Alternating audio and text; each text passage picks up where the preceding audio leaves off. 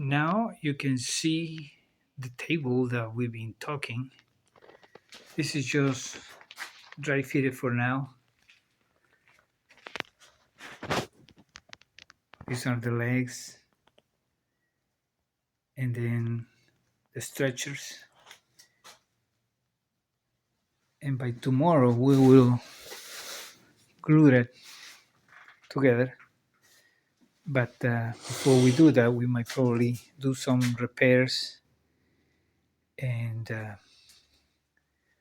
we're going to do some sanding before we put it together. I'm also going to um, kill these corners. They are too sharp.